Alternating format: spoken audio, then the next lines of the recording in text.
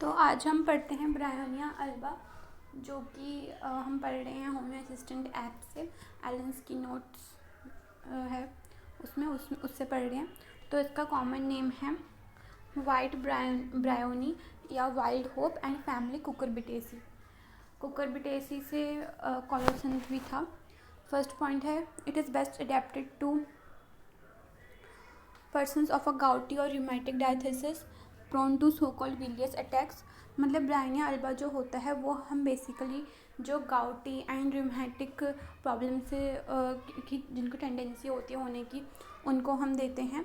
जिनको बिलियस अटैक्स होने के चांसेस रहते हैं या होते रहते हैं, उनको देते हैं। बिलियस मतलब बाइल से रिलेटेड, और डायथिसिस मतलब hereditary tendency of a disease of a person to have a certain disease. ठीक है।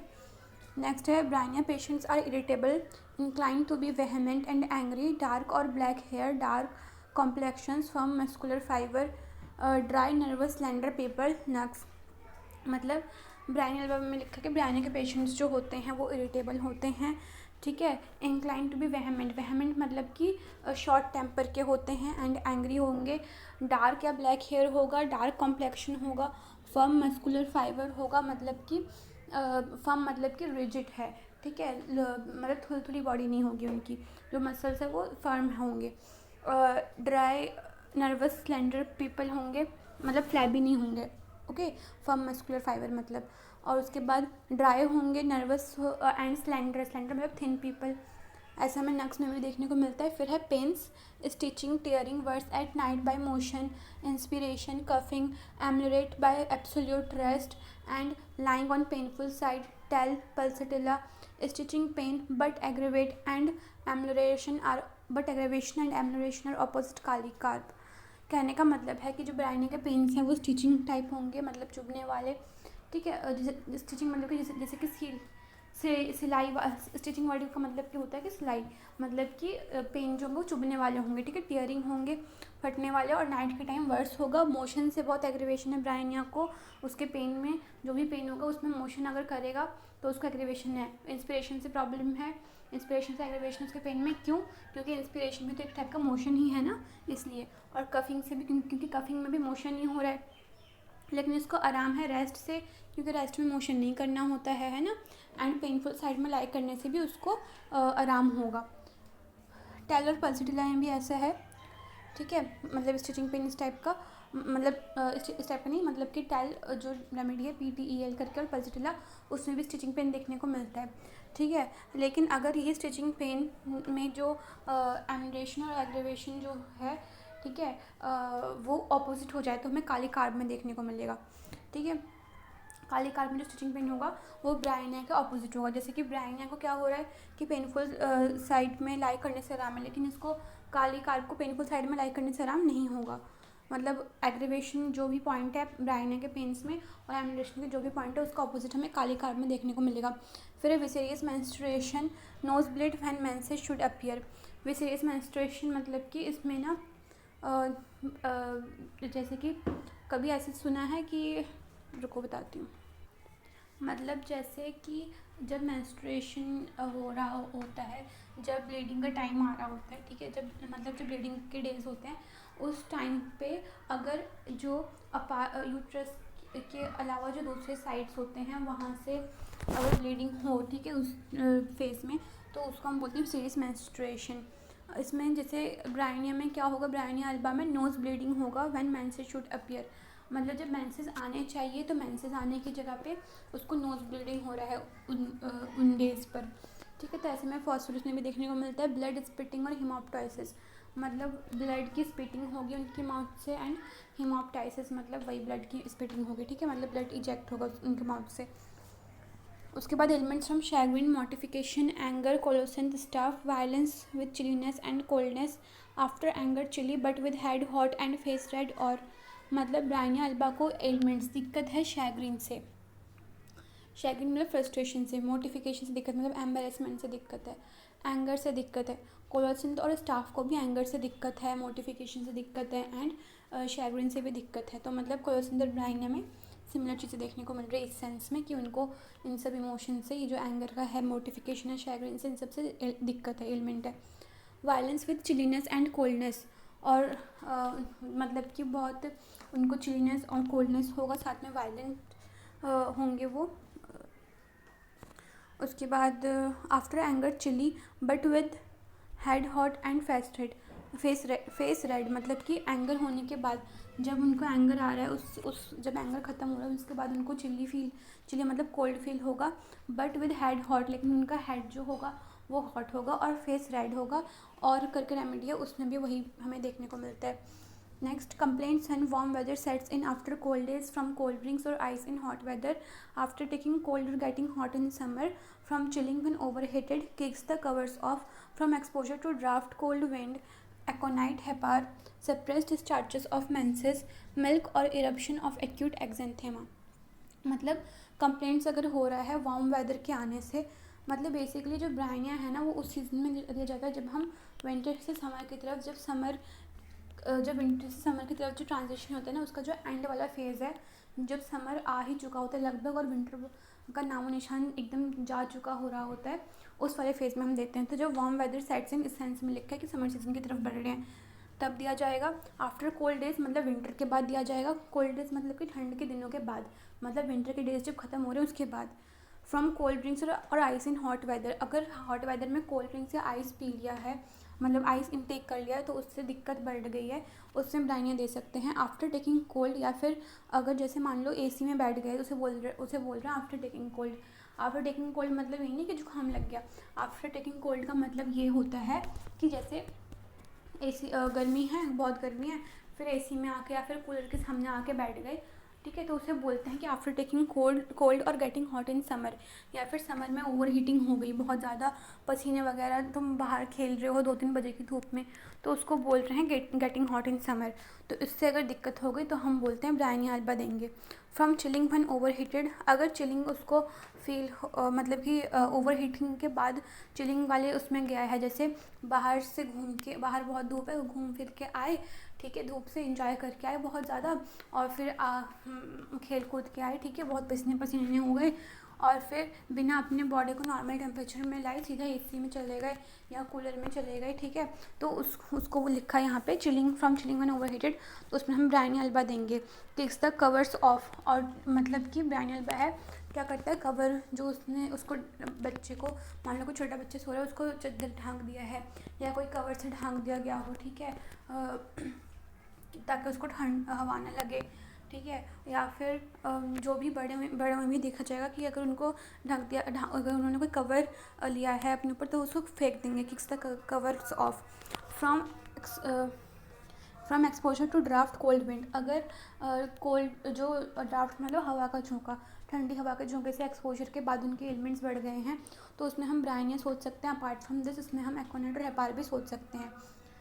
सप्रेस डिस्चार्जेस होते हैं ब्राइनिया में, मतलब ऐसे डिस्चार्जेस जो सप्रेस किए गए थे समहाउ अब हो रहे हैं, ठीक है, वो होगा। उसके बाद मतलब कि सप्रेस डिस्चार्जेस मतलब कि किसी टाइप का डिस्चार्ज हो रहा था, मान लो कि स्वेटिंग वगैरह हो रही तो वो भी तो डिस्चार्ज है ना। अब स्वेटिंग को सप्रेस कर दिया कूलर के सामने बैठ के, किसी के सामने बैठ के तुरंत, राइट, उसको नेचुरली नहीं उस चीज़ को कूल डाउन होने दिया नॉर्मल टेम्परेचर पे, तो उसे बोलते हैं सप्रेस डिस्चार्ज। तो उस केस में अगर कंप्लेंट्स हो रहा है उसके बाद तो ब्राइनिया अल्बा देंगे। ऑफ मेंसेस, ठीक है, मेंसेस के टाइम पे प्रॉब्लम है, कंप्लेंट्स है तो मेंसेस के कंप्लेंट्स पे ब्राइनिया अल्बा सोचेंगे। मिल्क और इरप्शन ऑफ एक्यूट एक्जेंथेमा, ठीक है, मिल्क से कंप्लेंट है तो हम ब्राइनिया अल्बा सोच सकते हैं।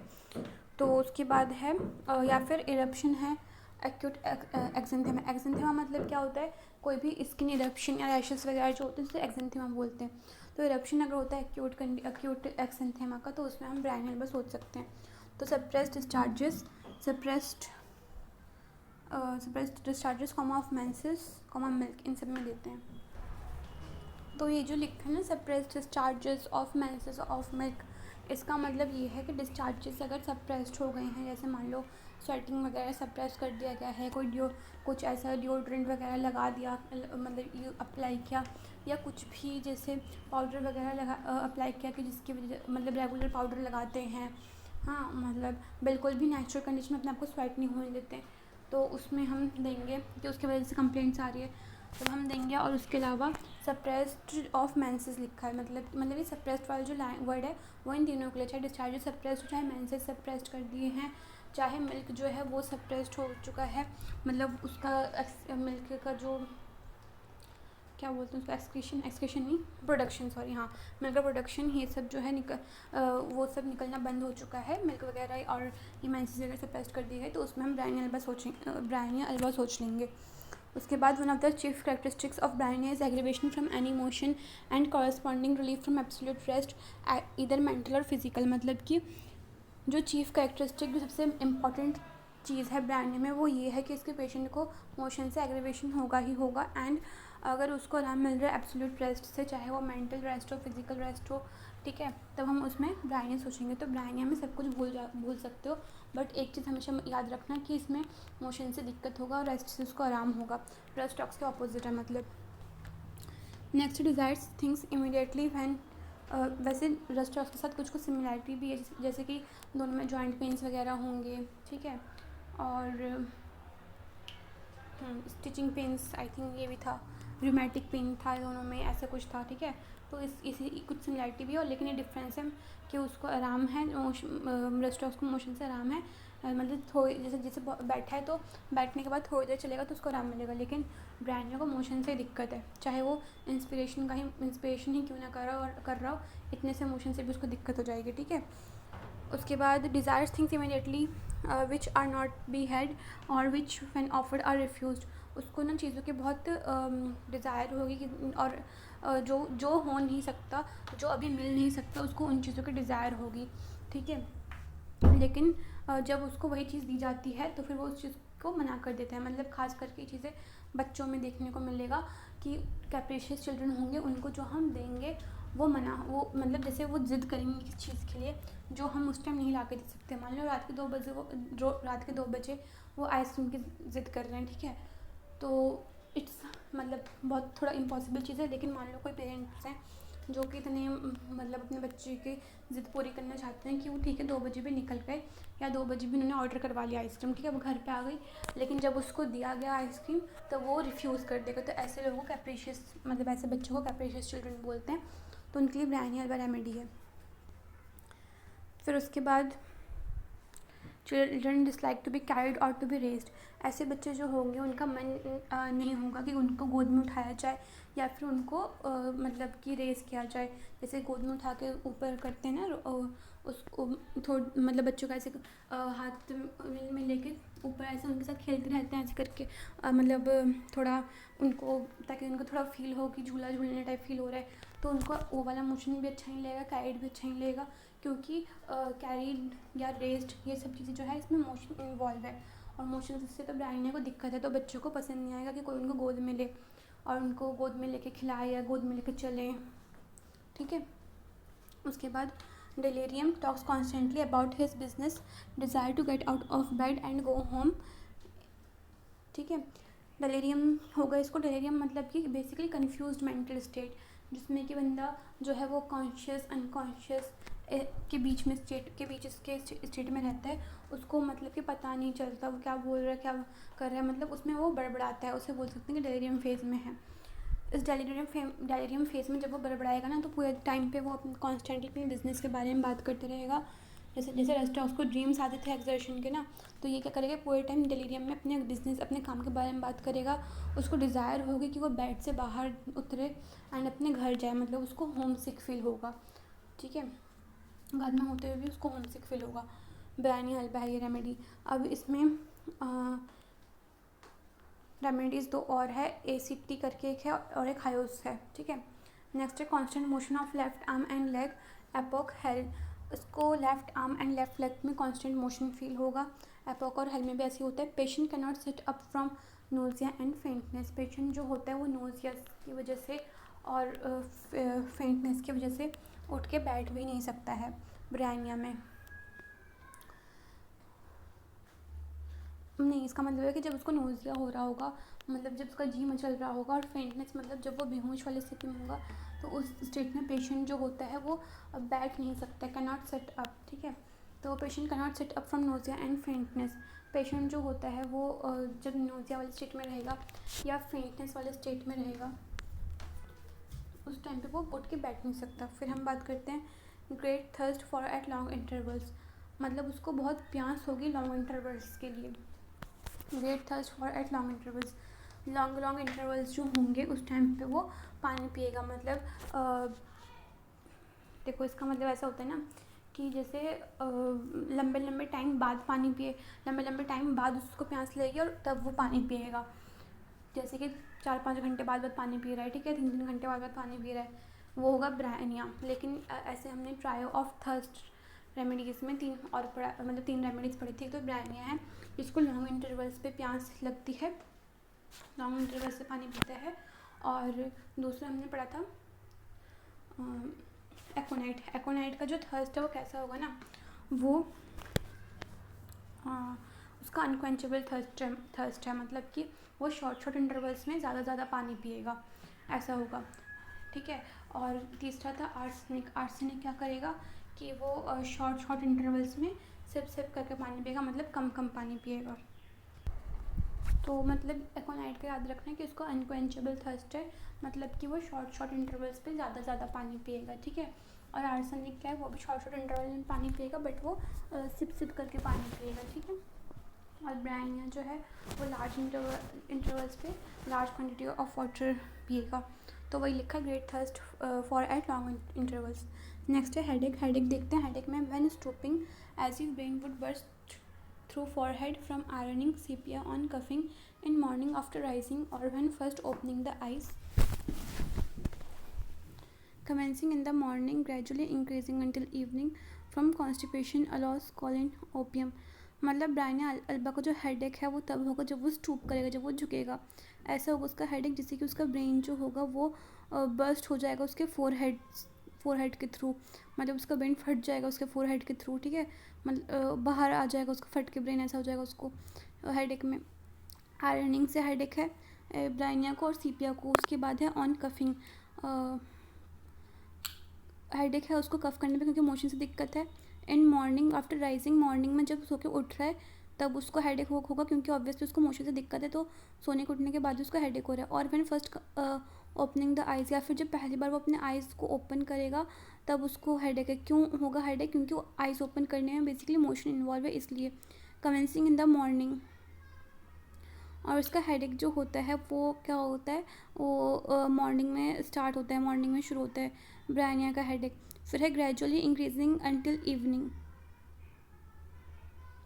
और फिर धीरे धीरे जो उसका हेडेक है वो इवनिंग तक इंक्रीज़ होगा। मतलब हेडेक जो है इसका मॉर्निंग में स्टार्ट होगा और फिर ग्रेजुअली मतलब धीरे धीरे इंक्रीज़ करेगा इवनिंग तक। हेडेक होगा उसको फ्रॉम कॉन्स्टिपेशन, ठीक है। हेडेक उसको मॉर्निंग में शुरू होगा और धीरे धीरे ग्रेजुअली इंक्रीज़ करेगा इवनिंग तक, और उसको फिर हेडेक होगा कॉन्स्टिपेशन से भी। हेडेक हो रहा है कॉन्स्टिपेशन से ब्रायनिया के अलावा अलाउस को भी, कोलिन को भी और ओपियम को भी। उसके बाद pressure as from stone at pit of the stomach, उसको प्रेशर होगा स्टोन अपने स्टमक के पिट में, ठीक है। पिट ऑफ स्टमक मतलब कि बेसिकली वहाँ पे जहाँ पे जैसे बोलते हैं ना कि कभी कोई नर्वसनेस फील होता है तो कैसे बोलते हैं ना, स्टमक में कैसे फील होता है, तो वैसा जहाँ पे फील होता है ना नर्वसनेस वाली फीलिंग, तो कुछ लोग बोलते हैं ना कि पेट में अजीब से लगता है जब उनको नर्वसनेस फील होता है, तो वहीं मतलब पिट ऑफ स्टमक जो होता है वहीं पे उनको ऐसा होगा कि स्टोन का प्रेशर फील होता है उनको। रिलीव्ड बाय इरेक्टेशन, जहाँ और फिर उस प्रेशर से जहाँ पे मतलब कि स्टोन का जो प्रेशर उनको फील हो रहा है वो इरेक्टेशन से रिलीव होगा, मतलब कि जो डकार होगी उससे उसको उस प्रेशर में रिलीफ मिलेगा। ऐसा नक्स और पल में भी देखने को मिलता है। उसके बाद है constipation inactive, no inclination, stool large hard dark dry as if burned on going to sea plate. मतलब इनका कॉन्स्टिपेशन जो होगा वो इनएक्टिविटी की वजह से होगा। नो इंक्लाइनेशन मतलब कि उनको कोई इंटरेस्ट नहीं है, ठीक है। और स्टूल जो है कॉन्स्टिपेशन में वो लार्ज होगा, हार्ड होगा, डार्क होगा, ड्राई होगा, जैसे कि बर्न है वैसा होगा देखने में। ऑन गोइंग टू सी, और सी पे जाने से कॉन्स्टिपेशन होगा। ये एमसीक्यू में एक बार पेपर में आया था मेरे, कॉन्स्टिपेशन ऑन गोइंग टू सी किसको होता है, तो गलती से नेटर में टिक कर दिया था हम लोगों ने, लेकिन हमें याद रखना है कि constipation on going to sea Bryonia को है। और प्लेट करके रेमेडी भी है साथ में इसमें लिखी हुई है। यहाँ पे जो नो इंक्लिनेशन लिखा है इसका मतलब ये है कि उनको इच्छा नहीं होता है स्टूल पास करने का, या फिर उनको कोई मन नहीं करता कि वो स्टूल पास करें, इनएक्टिव है, ठीक है, इसलिए इस मामले में, ठीक है। तो यही है नो इंक्लिनेशन का मतलब। फिर है डायरिया। डायरिया में लिखा है during a spell of hot weather, bilious, acrid with soreness of anus, like dirty water of undigested food from cold drinks when overheated, from fruit or sauerkraut in morning on moving even a hand or foot। मतलब diarrhoea इसको होता है during a spell of hot weather, जब hot weather होता है तब, मतलब spell of hot weather मतलब वही कि जब गर्मी का वेदर चल रहा होता है, ठीक है, तब उनको डायरिया होता है। बिलियस डायरिया होगा, एक्रिड होगा, बिलियस मतलब कि लीवर से रिलेटेड दिक्कत अगर है तब देंगे। एक्रीड मतलब जो डिस्चार्ज है वो जलाने वाले हैं, साथ में एनस में सोरनेस पेनफुल फीलिंग है तो उसमें, और साथ में डायरिया में, मतलब डायरिया में बेसिकली एक्रीड डिस्चार्ज है और सोरनेस ऑफ एनस है तो ब्राइन अल्बा देंगे। लाइक डर्टी वाटर, जैसे कि डर्टी वाटर की तरह होता है, और उसका डायरिया जो होता है डर्टी वाटर की तरह होता है तो उसमें हम ब्राइन अल्बा देंगे। और अगर उसको डायरिया हो रहा है अनडाइजेस्टेड फूड की वजह से और कोल्ड ड्रिंक्स लेने की वजह से ओवरहीट की कंडीशन में, तब ब्राइन अल्बा सोचेंगे। और अगर डायरिया हो रहा है फ्रूट खाने से या सार क्राउट, वो भी टाइप का फ्रूट होता है, वो खाने से, तो ब्राइन अल्बा देंगे। और उसके बाद अगर मॉर्निंग में डायरिया है ऑब्वियसली मोशन की वजह से होगा, ऑन मूविंग वही बात है, मोशन की वजह से इवन एक हैंड या फुट मूव कर ले तो उससे भी उसको डायरिया हो रहा है तो हम उसमें ब्राइनिया देंगे। फिर है मैम में heavy of a stony hardness, pale but hard, hot and painful, must support the breast फाइटोला का मतलब इसके जो मैम जो इसकी ब्रेस्ट है वो उसको हैवी फील होगा, स्टोनी हार्डनेस फील होगा उसमें, पेल मतलब अनहेल्दी होगा बट हार्ड होगा, ठीक है, हॉट और पेनफुल होगा, और उसको ब्रेस्ट को सपोर्ट के लिए कुछ ना कुछ चाहिए होता है, मतलब इन द सेंस कि जैसे वो टेबल पे ऐसा सपोर्ट लेके बैठेंगे कि उनको ब्रेस्ट को सपोर्ट मिल जाए, ठीक है, समथिंग लाइक दिस। तो उसमें हम ब्राइनिया सोच सकते हैं या फाइटोला का। उसके बाद कफ़ की बात करते हैं। कफ़ उसका ड्राई है, स्पास्मोडिक कफ है, मतलब कि इनवॉल्ट्री, मतलब बहुत ऐंठन वाला फील होता है उनको, कफ ऐंठन वाली जो फीलिंग होती है ना कि कॉन्ट्रैक्ट हो रहा है वैसा होता है उनके कफ में फील। उसके बाद विद गैगिंग एंड वॉमिटिंग, और साथ में गैगिंग मैं पहले ही बता चुकी हूँ, इसका मतलब होता है कि जैसे चोकिंग को प्रिवेंट करने के लिए जो रिफ्लेक्स होता है ना उसे बोलते हैं गैगिंग। तो कफ में गैगिंग होगा और वॉमिटिंग होगा। काली कार में भी ऐसा ही है। साथ में स्टिचेस होगा चेस्ट के साइड में कफ के दौरान, ब्राइन अल्बा में, with headache as if head would fly to basis, और वो भी हेडेक के साथ होगा, जैसे कि जो उसका हेड है वो टुकड़ों में फ्लाई हो जाएगा, ठीक है। जैसे कैसा फील होगा, जैसे कि उसका जो हेड है वो टुकड़ों में फ्लाई हो जाएगा, कफ में कैसे फील होगा, ठीक है। तो ब्राइन अल्बा सोचेंगे। फिर है एग्रीवेशन है आफ्टर ईटिंग, ड्रिंकिंग, एंटर करने से वार्म रूम में, डीप इंस्पिरेशन से उसका एग्रीवेशन है तो ब्राइन अल्बा सोचेंगे। रिलेशंस है कि कॉम्प्लीमेंट्री है एल्यूमिना के एंड रेस्टॉक्स के। सिमिलर देखते हैं बेलाडोना के, हैपार्ट सेल्फ के है for hasty speech and hasty drinking. उसके बाद ranunculus, I think ranunculus remedy है, ठीक है, उसके भी सिमिलर है। अगर प्लूराइटिक या फिर रूमेटिक पेन है चेस्ट में तो टीलिया के सिमिलर है। अगर हेपेटिक रीजन में बहुत ज़्यादा हैवीनेस फील हो रहा है उसकी वजह से, और उसको आराम मिलता है राइट साइड पर लाई करने से, ठीक है, बहुत आराम मिलता है राइट साइड पर लाई करने से, मतलब ब्राइने की बात नहीं कर रहे हैं यहाँ पे, इसकी बात कर रहे हैं टेल की, ठीक है। टेल का रेमेडी है, इसको आराम मिलता है राइट साइड पर लाई करने से, लेकिन एग्रीवेशन को लेफ्ट साइड लाई करने से क्यों आराम, क्योंकि इसका हेपेटिक रीजन में हैवीनेस है, और हेपेटिक रीजन मतलब लीवर है, तो लीवर कहाँ पर भी, लीवर राइट साइड है, तो राइट साइड लाई करने से उसको आराम मिल रहा है। जैसे कि ब्राइनिया को पेनफुल साइड में लाई करने से आराम मिल रहा था तो उसको भी राइट साइड से आराम मिल रहा है टेल को, तो इसलिए सिमिलर हम कह सकते हैं।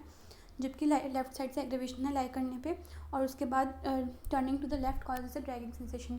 अगर वो लेफ्ट साइड टर्न होगा टेल वाला पेशेंट, PTEL वाला पेशेंट, जो भी इसका नाम, तो उसको एक ड्रैगिंग मतलब कि खिंचाव वाला सेंसेशन फील होगा लेफ्ट साइड पे।